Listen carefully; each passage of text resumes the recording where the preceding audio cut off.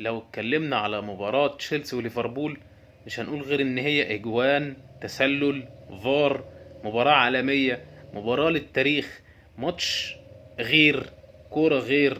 ما شفناش اجوان في الماتش بس شفنا احسن من الاجوان بحاجات كتيرة قوي. شفنا كورة حلوة قوي، شفنا الماتش رايح جاي، محدش عارف مين هيكسب ومين هيخسر لحد اخر لحظة. لحد ضربات الجزاء نفسها وصلت للضربة ال11 وال12، ما انتش عارف مين اللي هيكسب ومين اللي هيخسر. لحد ضربة الجون قصاد الجون ما انتش عارف مين هيكسب برضه ومين هيخسر.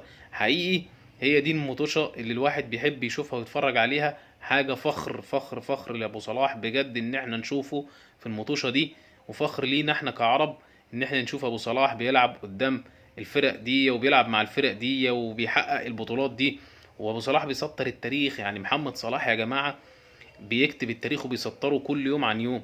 النهارده انت بتتكلم في صلاح تقريبا خامس بطولة ليه، او رابع او خامس بطولة كاس رابطة انجليزية. يعني حاجة كبيرة جدا، وهم من 9 اساسا لليفربول.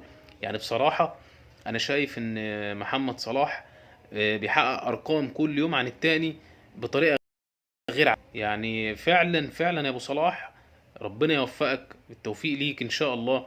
شفنا الشوط الاول، المباراة تلت ساعة. احب اتكلم بس على اول تلت ساعة. تشيلسي عمل تشيلسي ده ايه، ماسك المباراة وضاغط وعامل كل حاجة. مفيش قلنا كده اللي ايه تشيلسي ركب، مفيش. سبحان الله، بعد شوية لقينا ليفربول مسك الماتش بطريقة غريبة وضغط ضغط ضغط. بدأ الماتش يروح 5 دقايق، 5 دقايق بالظبط. كل فريق يمسك 5 دقايق يضغط ويلعب، والماتش يروح ويجي الاستحواذ رايح جاي، محدش عارف حاجة. لحد ما جات ليفربول في الشوط التاني، آخر نص ساعة في الشوط التاني، بالفعل دي كانت تخليك تحس ان ليفربول يستحق الماتش. ضيع فرص وضيع اجوان وضغط على تشيلسي بطريقة مش طبيعية، وضيع اجوان وضيع كل حاجة، بغض النظر عن اللي تشيلسي حطها برضو اتحسبت. يعني هي الماتش رايح جاي، بس فعلا في فترة كده ليفربول ضغط فيها اخر نص ساعة في الماتش، هي دي اللي تحسسك ان كانت ليفربول الريدز كان اقرب، كان اقرب للفوز وكان احق ان هو يفوز. تعال بقى للشوط الثالث اللي هو الاول الاضافي. بدأ ليفربول يقع بدنيا، وبصراحة الشوطين الاول والتاني ليفربول كان واقع ومش قادر، وكان مش قادر يجاري اللياقة البدنية. طبعا لان هو مضغوط وبيلعب كل يومين ماتش ما بين دوري انجليزي وبطولة افريقية، بطولة اوروبية، ويعني دوري ابطال اوروبا وعندك كاس الرابطة. حاجات يعني بصراحة كل يومين ماتش، مضغوط مضغوط ومؤجلات.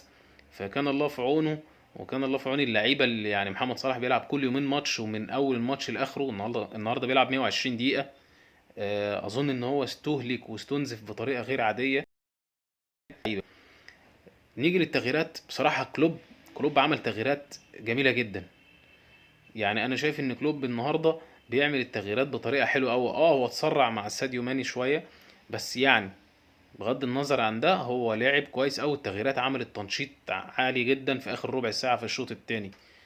يعني هو ده اللي يمكن اداك الباور والاحساس ان ايه، الليفر اعلى، الليفر يستحق، الليفر احسن.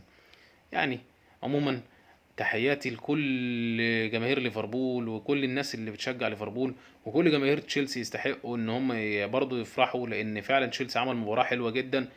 الف مبروك ليفربول يستحق، الف مبروك ليفربول بطلا لكأس الرابطة الانجليزية. هارد لاك تشيلسي، هارد لاك جماهير تشيلسي. تحية لأبو صلاح، كل الدعم لأبو صلاح، ومن مجد المجد يا رب، وربنا معاك. ألف مبروك، بالتوفيق إن شاء الله، أشوفكم على خير. ما تنساش لو أنت لسه مش مشترك في القناة، اشترك في القناة وفعل الجرس وانتش اللايك الجامد عشان أنا أبقى مبسوط منك. سلام.